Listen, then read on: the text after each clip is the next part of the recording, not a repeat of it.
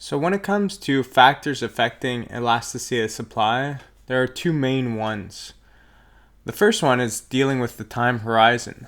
So as I mentioned earlier when I was talking about the tomato farmer, if you have a very short time horizon and all of a sudden people decide that tomatoes are dangerous for their health, or on the upside that they're super good for their health, well, if the summer season has already started and they've already decided how many tomato plants to plant, the amount of supply that they can supply is pretty limited. It's the amount that they've decided to supply. It's not very flexible.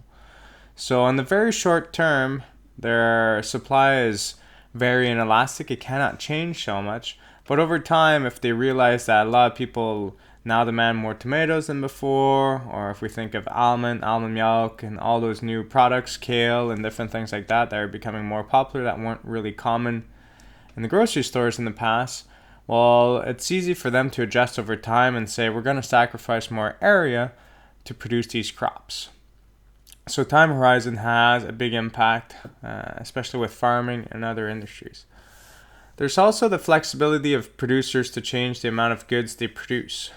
So when it becomes more flexible to transfer production from one good to another that you could be producing, it makes it much easier for you to be elastic or be much more susceptible to a change in price. You're much more going to change your production level if there's a certain change in price that happens.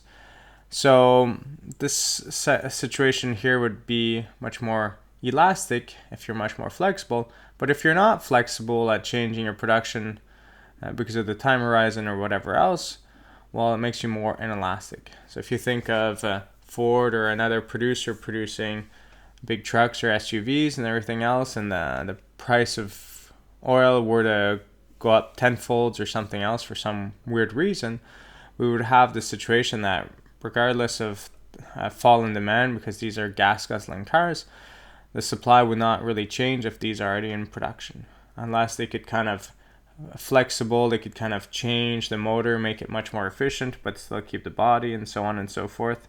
That might help things out, but it all depends how flexible, how much time you have to adjust.